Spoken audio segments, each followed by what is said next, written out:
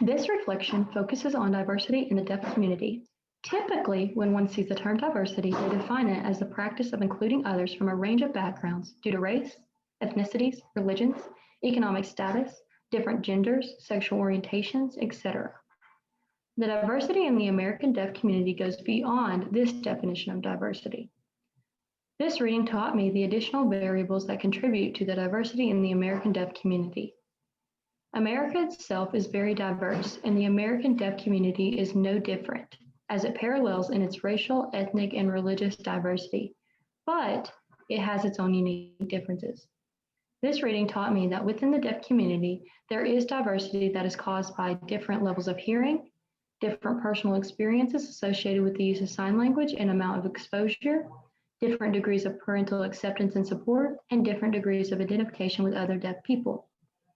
In addition, each deaf community is unique to its geographical location because the area brings additional factors that can have an impact on the diversity of the community, such as the availability of a deaf school, the number of alumni that attended deaf institutions living in the area, the racial and ethnic diversity in the area, and the size of the deaf community. Therefore, it is impossible to only have one deaf community in America.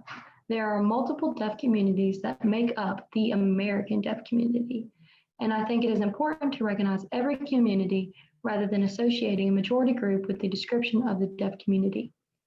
We tend to use people with privilege to define a community. Therefore, it is important to learn the diversity in every community to avoid labeling the community with an inaccurate representation. A single deaf individual can be multicultural. Being deaf is not the only form of identification they have. They can affiliate with different communities for different reasons.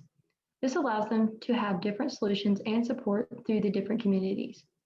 Hard of hearing individuals are also significant to the diversity of the deaf community. The hard of hearing individuals that identify as members of the deaf community differ than those who do not, because they use sign language to communicate rather than identifying themselves based on their ability to hear and speak. I learned the two major subgroups in the deaf community.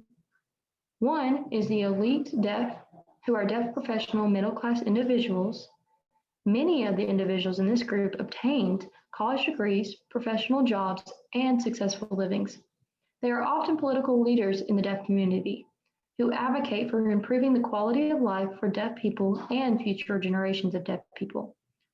The average deaf people belong to the second group known as the grassroots deaf, and this group makes up the majority of the deaf community. Many of these individuals often did not continue past a high school education. However, these individuals still have productive lives, as this can be due to the solutions of the effective living we learned back in Chapter 11. This has expanded my knowledge of true diversity of the deaf community. Before this, I did not know all of the variants that contribute to the diversity, and I did not know that multiple deaf communities make up the American deaf community because I had fallen for the generalized conception that the majority represented the entire community. This reading helped me understand the differences in the American deaf community due to solutions and backgrounds that are unique to America.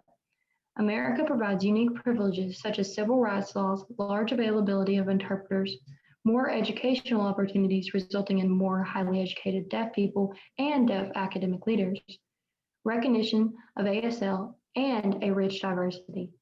These privileges all contribute to the diversity of American deaf culture. I now understand that deaf individuals belong to more than the deaf community because of the diversity America provides.